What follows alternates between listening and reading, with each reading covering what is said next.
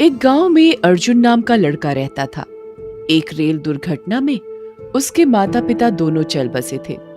घर में सिर्फ बूढ़ी दादी बच गई। अर्जुन बेटा, घर के सारे पैसे खत्म हो गए। अब हमारे पास खाने के लिए भी पैसे नहीं बचे। हम क्या खाएंगे?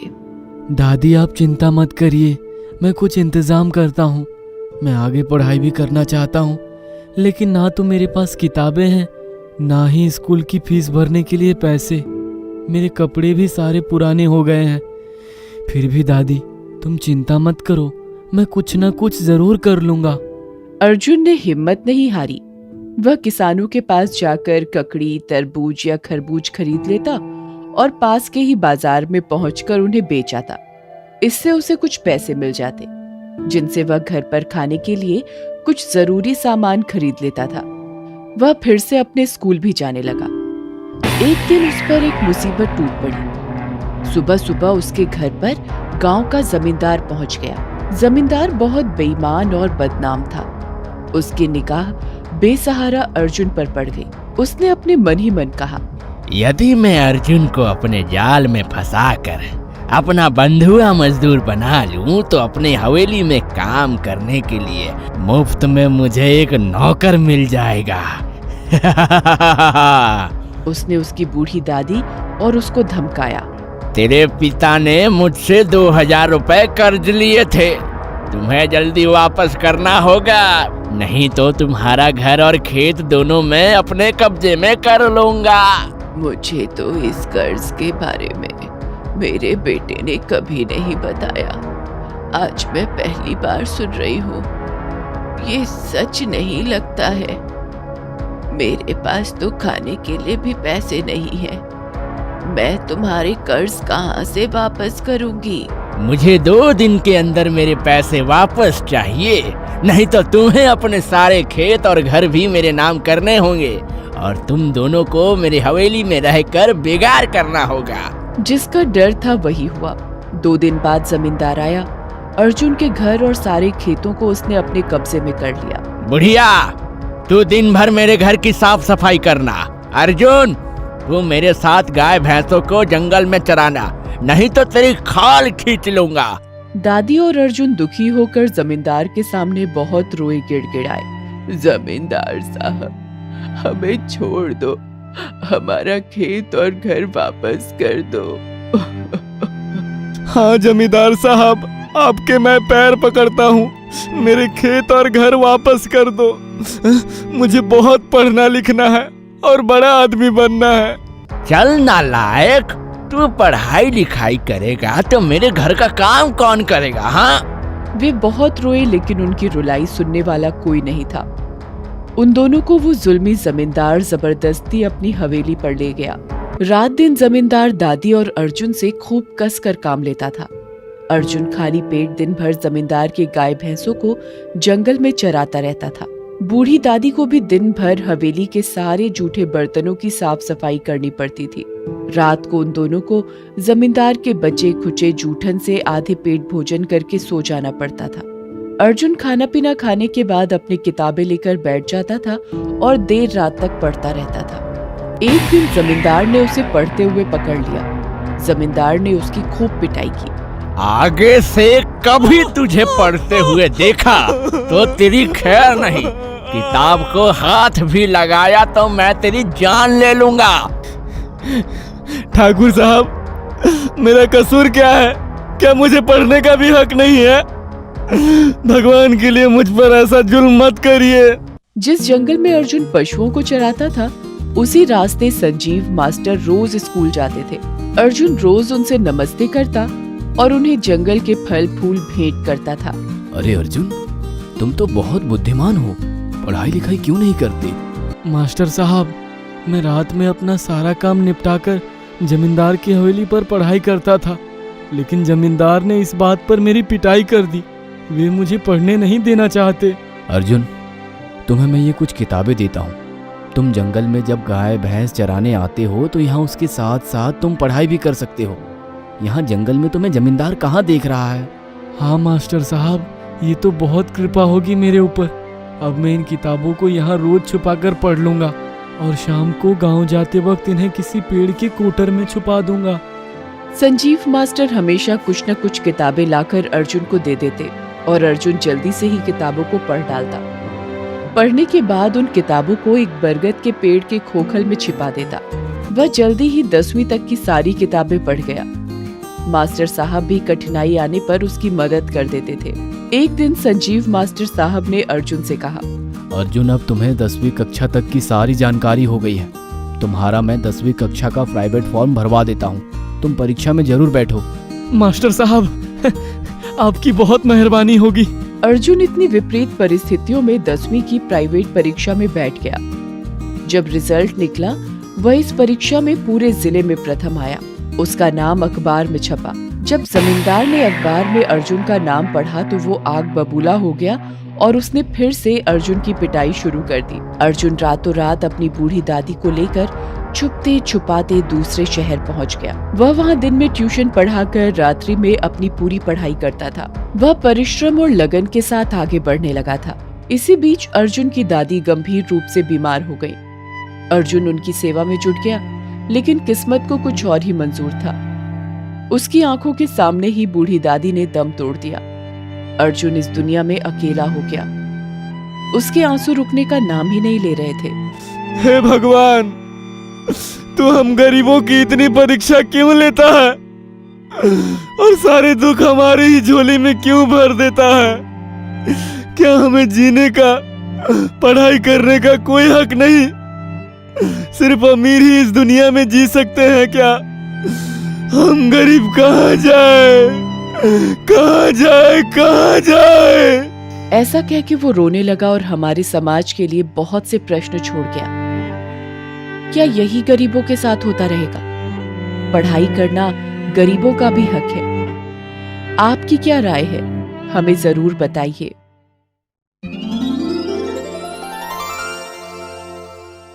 एक गांव में हरिया उसकी बीवी गीता के साथ रहता था।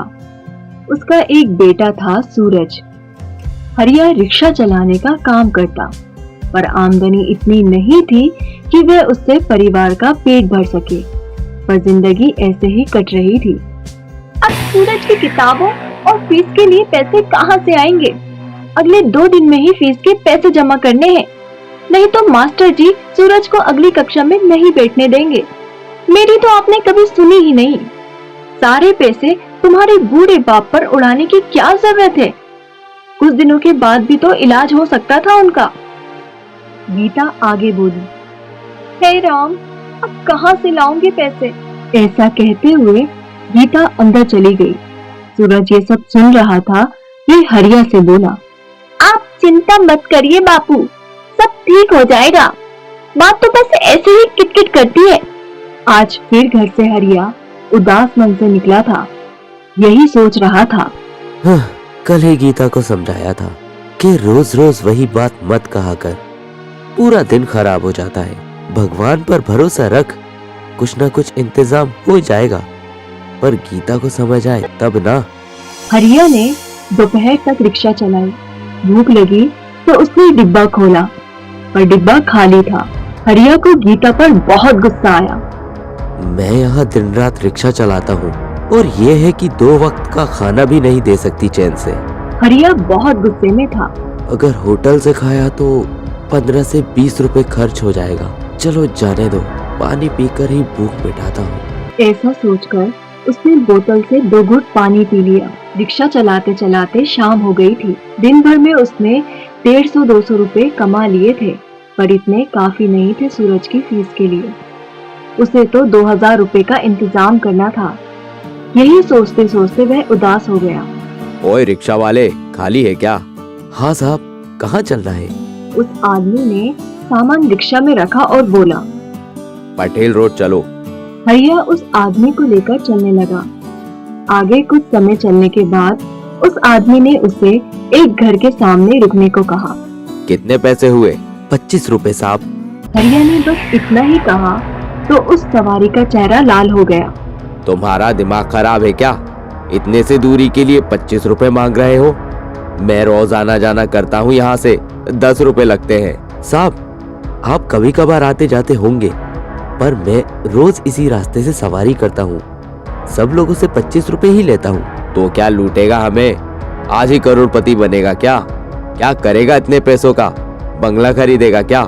नहीं साहब, बेटे की फीस जमा करनी है और किताबें खरीदनी है, इसलिए दिन रात मेहनत कर रहा हूँ। हरिया सहम से बोला। तो मैं क्या करूँ? मुझे लूट कर ही बनाएगा क्या अपने राजकुमार को कलेक्टर? साले अनपढ़ जाहिल गवार कहीं के। ये ले 10 रुपए और दफा हो जाए यहाँ से। वह आदमी गुस्से से 10 रुपए हरिया के सामने फेंक कर चला जाता है। हरिया के अंदर अब आग लगी थी। उसका मन किया कि उसे यहीं पीट दूं, पर गरीब आदमी चुप रहने के सिवा और कर भी क्या सकता है। 25 रुपए नहीं देने थे तो कोई बात नहीं थी, पर मेरे बेटे के बारे में अनाप शनाप बोलने की क्या जरूरत थी उसे? इनके बच्चे अच्छे प्राइवेट स्कूल में पढ़ेंगे और हमारे बच्चे सरकारी स्कूल में भी पढ़ नहीं सकते क्या? यही सोच वह घर पहुंचा। घर आते ही सूरज रिक्शा के पास गया और हरिया से पूछा, बाबूजी, मेरी किताब लाए क्या? हरिया नजर झुकाते बोला, नहीं बेटा, आज सवारियां ज्यादा होने के कारण मुझे टाइम ही नहीं मिला। कल पक्का लाता हूँ। चलो अब खाना खाएंगे। इतने में सूरज को रिक्शा में एक बटुआ मिला। उसने उसे खोला तो उसमें ढेर सारे रुपए थे। वह हरिया से बोला, बाबूजी, ये बटुआ आपका है? इतने सारे पैसे हमारे हैं? फिर तो मेरी फीस और किताबें इन पैसों से ही हो जाएगी, और मुझे एक साइकिल भी दिला दो इन पैसों से। हरिया समझ गया कि ये बटुआ उस पटेल रोड वाली सवारी का था। पैसे गिने तो कुल 4,500 रुपए थे। हरिया कुछ देर के लिए मन ही मन खुश हुआ। अच्छा किया भगवान ने उस सवारी के साथ। हम गरीब लोगों का मजाक उड़ाता था, उसके साथ ऐसा ही होना चाहिए था। यही सोच हरिया खुश हो रहा था। फिर उसे बटुए में एक विजिटिंग कार्ड, कुछ फोटो और पैसे मिले। साथ में एक लिस्ट थी किताबें खरीदने की। हरिया ने उसे गौर से देखा तो उस कागज पर उस व्यक्ति के घर का पता और मोबाइल नंबर था। अब हरिया बेचैन होने लगा। उसे समझ नहीं आ रहा था कि उसे अब क्या करना चाहिए। कुछ देर सोचने के बाद उसने सब कुछ बटुए में ही रख दिया और घर में चला गया। घर जाते ही उसके कान पर कुछ शब्द पड़े। तुझे भी अभी बीमार पड़ना था। कुछ दिन रुक जाते तो मेरे बेटे की किताबें और फीस का इंतजाम हो जाता। हरिया की पत्नी अपने बूढ़े ससुर से लड़ रही थी और इधर हरिया के मन में द्वंद्व चल रहा था कि बटुआ रखे कि वापस कर दे। अगर बटुआ रख लिया तो बेटे की फीस और किताबें हो जाएगी, या फिर कुछ पैसे रख ले और बाकी के वापस कर दे और उसे कह दे कि बटुए में बस इतने ही पैसे थे। इस तरह कोई उस पर शक भी नहीं करेगा। तभी उसके कान पर गीता के शब्द पड़े। आपको पता है कितने खर्च दिए हरिया ने तुम्हारे इलाज के लिए? उतने पैसों में तो मेरी बेटी की फीस और किताबें आ जाती। अगर किताबें नहीं तो वो पढ़ेगा कैसे? गीता के शब्द से हरिया को जवाब मिल गया। वह समझ गया कि उसे क्या करना है। उसने बटुए में से कागज निकाला और उसका नंबर लेकर सूरज के पास गया और कहा, बेटा, इस नंबर पर फोन करना और कहना कि आपका बटुआ खो गया है, तो पहचान देकर ले जाना। अब मुझ में इतनी ताकत नहीं कि रिक्शा चलाकर उस पते पर चला जाऊं बटुआ देने। उन्हें हमारा पता बता देना।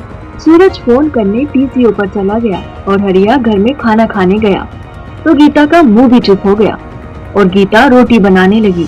हरिया अभी खाना ही खा रहा था कि दरवाजे पर कोई आ गया। वे वही आदमी था जो पटेल रोड के पते पर रहता था। अरे जब तुम्हें पता था तो तभी वापस क्यों नहीं किया बटुआ? शायद तुम्हारा इरादा ही ठीक नहीं था। इतने सारे पैसे देखकर तुम्हें लालच आया होगा। हरिया से ये सहन नहीं हुआ और गुस्से से बोला, तुम्हारा दिमाग खराब है। हम गरीब है, बेईमान नहीं। तुम्हारा बटुआ मुझे नहीं, मेरे बेटे को मिला था।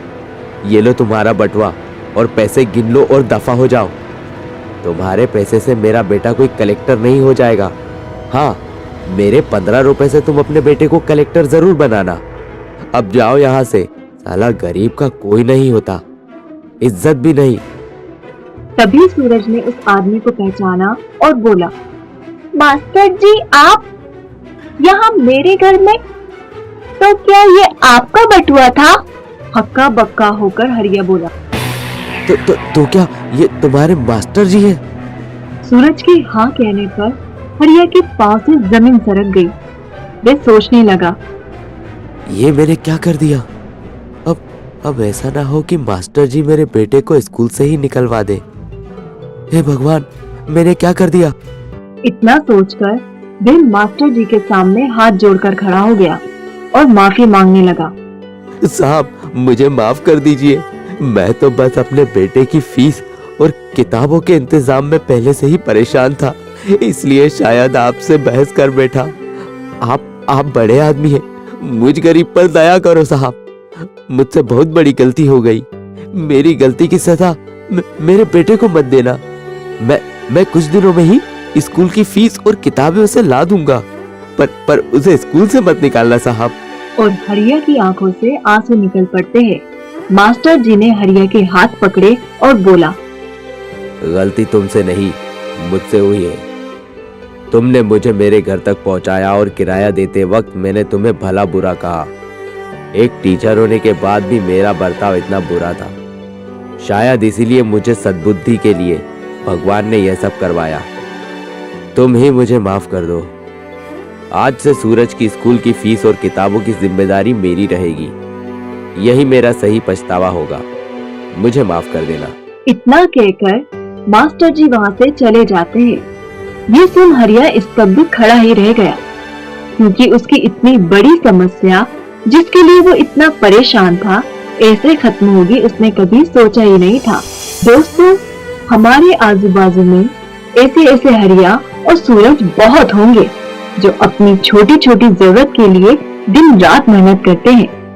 हमारा फर्ज बनता है कि हम उनकी मदद करें, यही इंसानियत है। आपको क्या लगता है? कमेंट बॉक्स में जरूर लिखें। धन्यवाद।